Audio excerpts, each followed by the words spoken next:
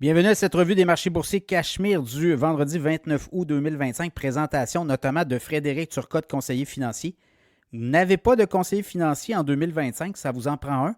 Frédéric Turcotte va étudier, va analyser votre portefeuille actuel, va vous donner une seconde opinion et si vous l'aimez, vous le prenez. frédéricturcotte.com, le SEO, tout votre site web, référencement des produits, des services que vous vendez en ligne.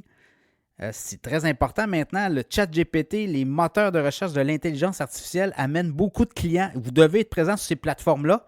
ProStarSEO.com va faire le travail pour vous, va vous mettre à niveau, il va vous faire sortir avec du référencement dans ces plateformes-là. ProStarSEO.com.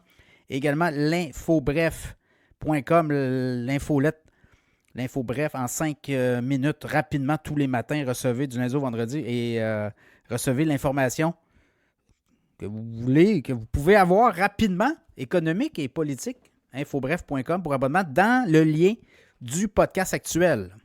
Et aujourd'hui à la bourse, on a pris nos profits du côté de Wall Street, alors que du côté du TSX à Toronto, on a poursuivi la montée. 129 points de hausse à Toronto, 28 564. Du côté du Dow Jones, 92 points dans le rouge, 45 544. S&P 500, 41 points en baisse, 6 460. On est revenu sous les 6 500.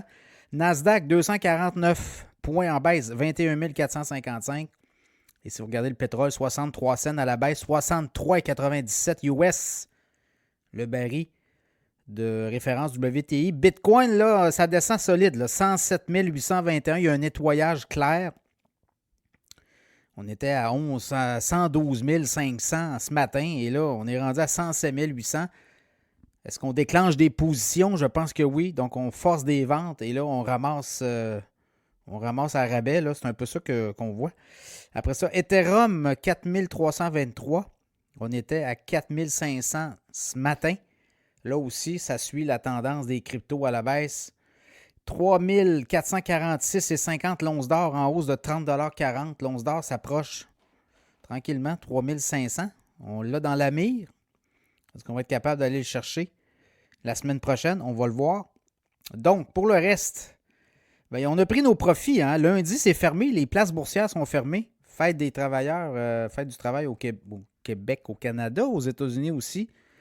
Labor Day, donc une espèce de fin de semaine où là, on va relaxer avant les débuts du mois de septembre. Et là, ce qu'on va voir, est-ce qu'on va être capable de reprendre les marchés boursiers là où ils étaient, c'est-à-dire très haut, ou on va digérer encore quelques séances et on attend la fête pour le 17 février. Il y a ça aussi. Donc aujourd'hui, on a eu des chiffres sur l'inflation aux États-Unis, 2,6 %. C'est stable depuis un an. Mais là, si on regarde un peu l'inflation core, là, à l'exception de l'énergie, de l'alimentation, ça monte un petit peu. Mais quand on regarde le core, on est à hors core, là, on est à 2,6. Donc, on est dedans.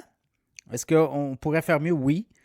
On a eu les chiffres aussi sur l'économie américaine hier. L'économie américaine, 3,3 % de hausse. Ça ne roule pas à peu près, là.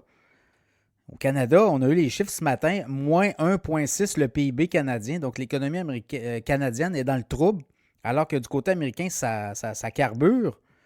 Donc là, toute la stratégie des contre-tarifs, la stratégie d'essayer de battre Trump sur son propre terrain, je pense que ça n'a pas marché. Là. Et là, c'est pour ça que Mark Carney a réalisé ça. Là. Il l'a réalisé peut-être trop tard, mais il a retiré les contre-tarifs. Les Canadiens ont payé quoi? 3, 4, 5 milliards de contre-tarifs en l'espace de quelques mois.